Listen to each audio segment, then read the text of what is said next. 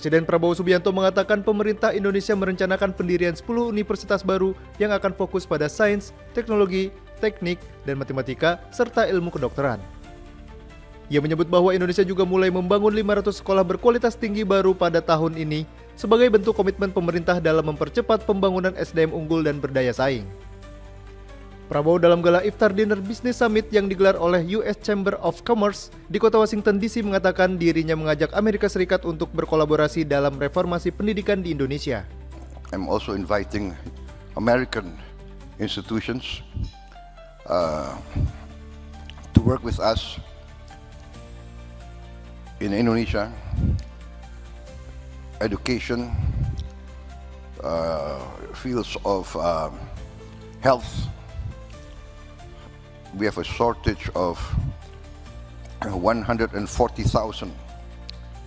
medical doctors, and we only graduate around 10,000 doctors a year. That means it will take us 14 years to fill this gap unless a new effort is made. Pada kesempatan ini, Kepala Negara juga turut menyampaikan dukungan Indonesia terhadap peluang kerjasama industri kesehatan dengan perusahaan Amerika Serikat.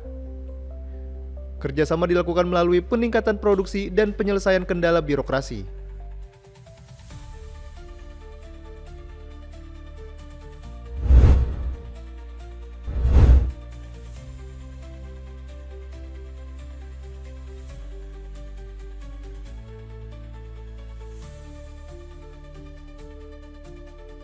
Menteri Dalam Negeri Tito Karnavian menginstruksikan pengerjaan pembersihan material sisa banjir di Kabupaten Aceh Tamiang, Provinsi Aceh agar segera dikebut. Hal ini disampaikan Tito saat berbuka puasa bersama para penyintas banjir di hunian sementara Kecamatan Karangbaru pada Kamis 19 April. Pada kesempatan ini, Mendagri turut memberikan bantuan berupa peralatan sholat dan kitab suci Al-Quran kepada 600 kepala keluarga penyintas bencana yang menempati Huntara. Minum mungkin juga ada beberapa tempat ada masalah, dan juga pembersihan sungai.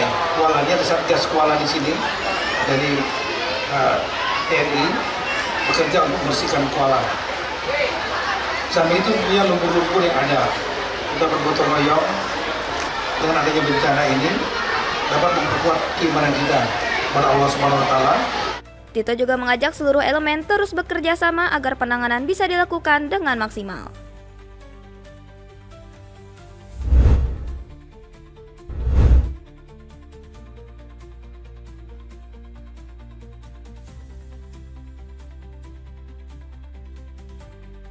Lembaga Pengelola Dana Pendidikan LPDP Kementerian Keuangan dan Pimpinan Pusat Muhammadiyah mendanai riset di bidang amal usaha Muhammadiyah melalui program RISPO Invitasi Berkemajuan. Terdapat 26 proposal penelitian dari 13 perguruan tinggi Muhammadiyah dan Aisyah atau PTMA yang didanai dengan total pembiayaan mencapai 20 miliar rupiah.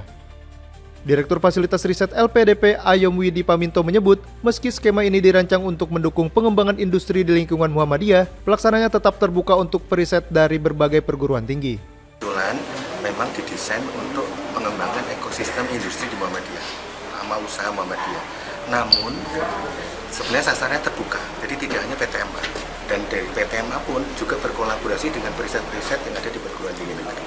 Jadi memang upayanya adalah kita ingin memastikan keluarannya itu berdampak di manfaat industri, namun dalam ekosistem Muhammadiyah.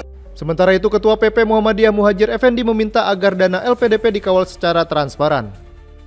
Pengawalan dana yang transparan menurut Muhajir Effendi penting untuk menghasilkan riset yang berdampak nyata.